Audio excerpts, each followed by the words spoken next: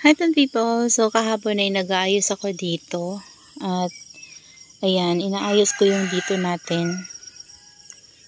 Ayan, hindi ko pa siya natatapos. Binaba ko yung mga clay pots ko kasi hanapan ko yan sila ng area. Tapos dito, makalat. Ito nilipat ko dito guys.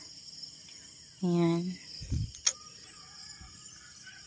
Nag-spray ako kahapon din ng guys, fungicide tsaka 7 para sa mga uod kasi parang may kumakain ditong uod. Tapos yung mga propagation ko dito guys ay tingnan nyo guys, oh, inanuhan na ng palaka oh.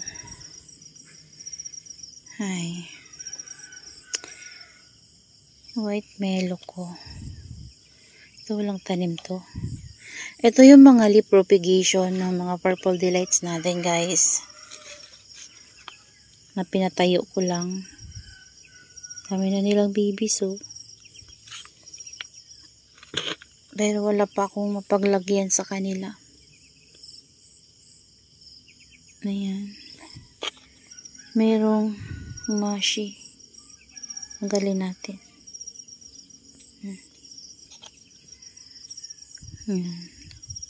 Putla nila guys kasi dito hindi sila dito nainitan, pero okay lang naman yan. Gusto nila yung medyo malilim lang na area para hindi sila masa-sunburn. Tapos yung iba ay nandito. Ito ata na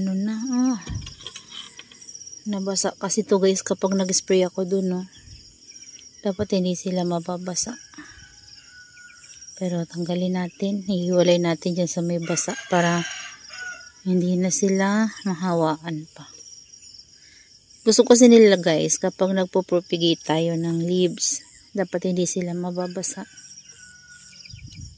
Kasi kapag nababasa sila, nabubulok.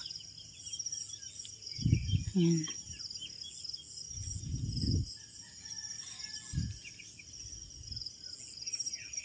Lagay ko na to dito guys. Kasi wala na, tsaka to wala na yung leaves, mother leaves. Mabubuhay yan dyan. Ito din.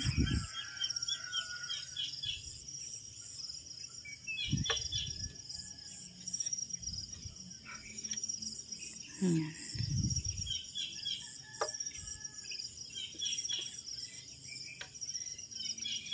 Hiwalay lang natin.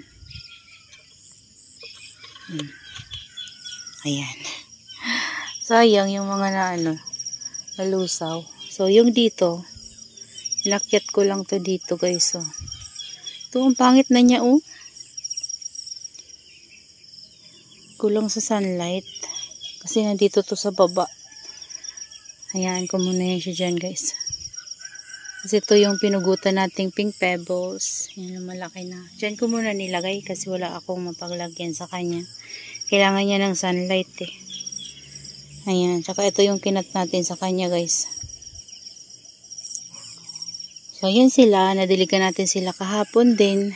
Kaya naman yan, nakainom sila. Hindi pa tumitigas yung leaves nito. Kapag hindi pa tumigas yung leaves ito guys sa loob ng mga 1 week na nadiligan natin, may problema to sa roots.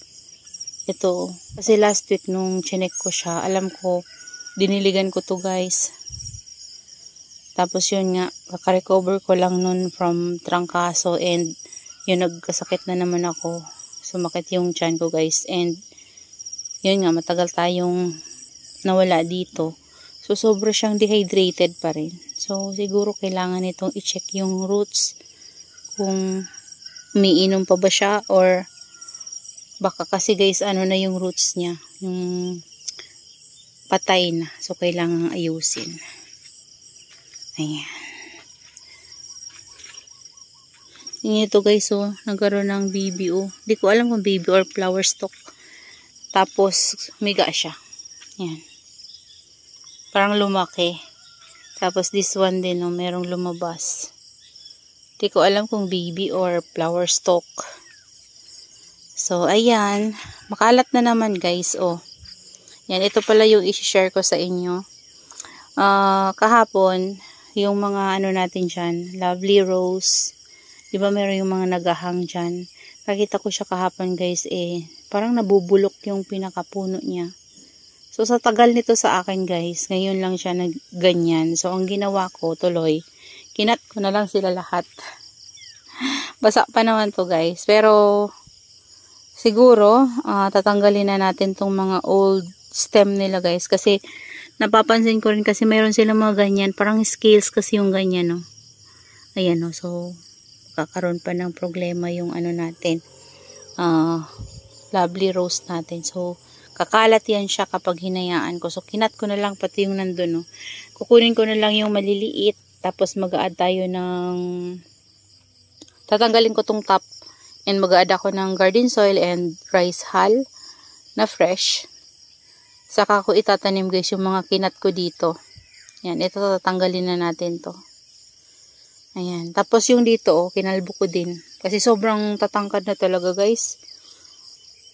Parang pangit na rin tingnan. Tapos nakalubog na yung ano yan guys. Pero hayaan ko pa rin yan. Ayan, no? Basa din yan. Tapos kinat ko. So tingnan natin kung mag-survive siya. Ayan. Yung variegated polvo niyan ko guys. Oh, laki. Diba, ang laki niya.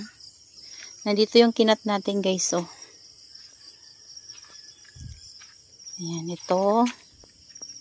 Yung mahahaba lang kasi yung kinuha ko guys. Yung mga ganito natin. Si Dolphy.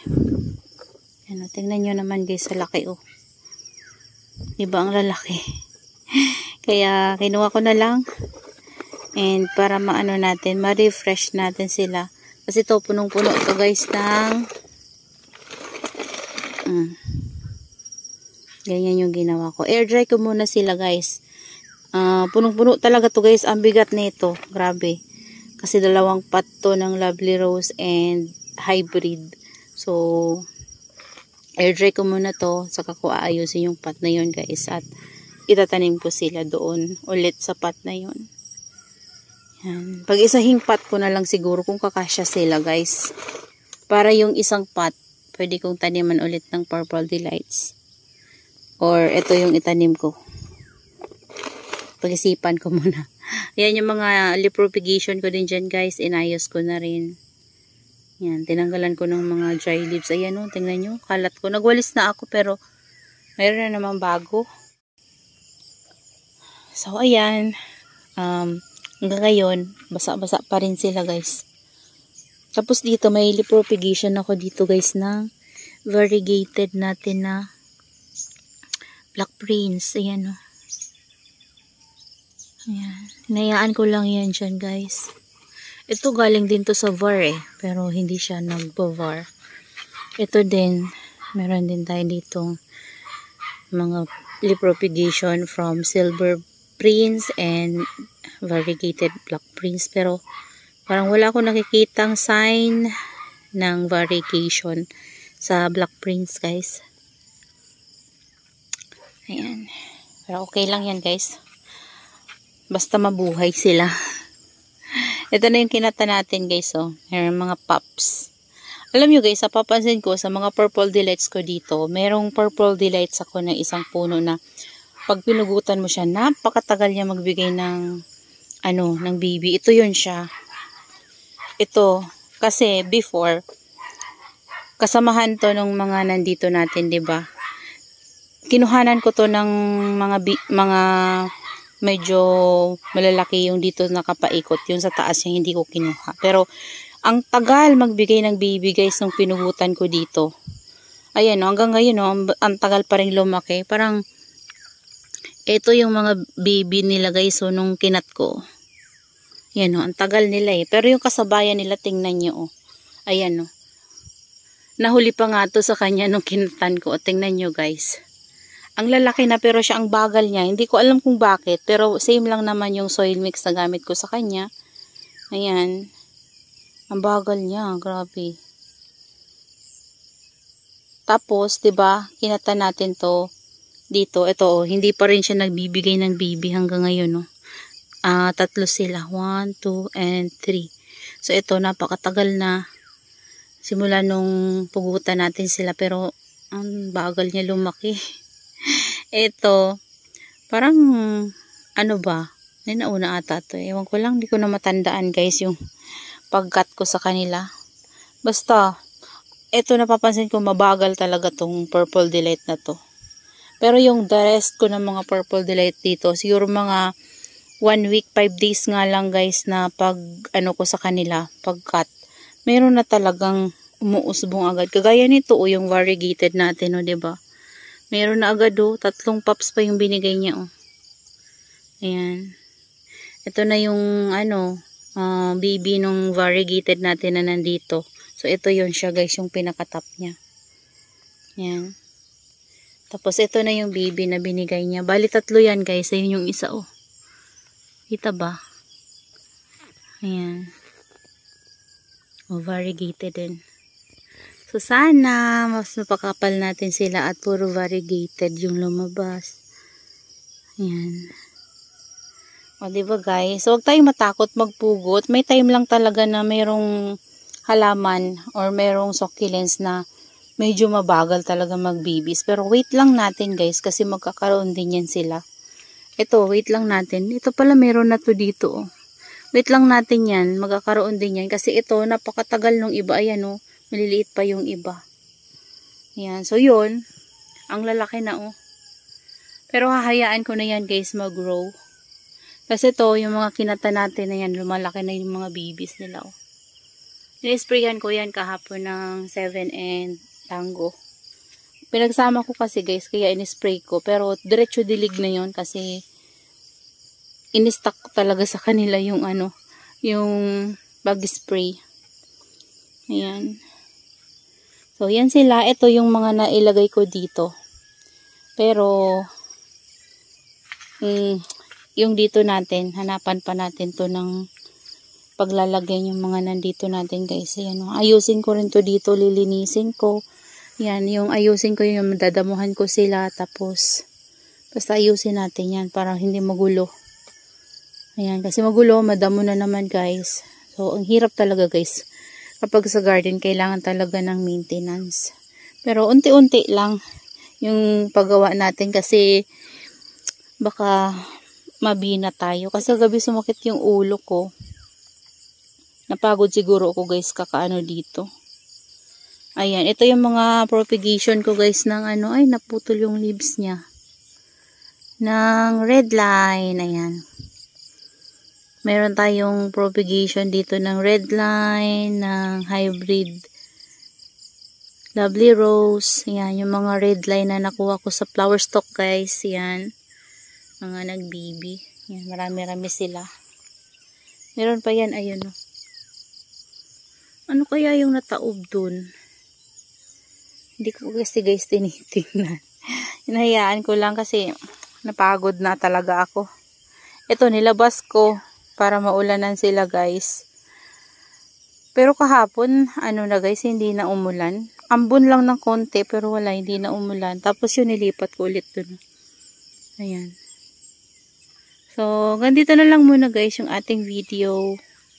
Ito, parang na-overwater na si cream tea. Yan overwater na guys Yan. So, hanggang dito na lang muna guys. Maraming salamat po sa inyong panonood and see you on my next vlog. Happy gardening everyone. Bye!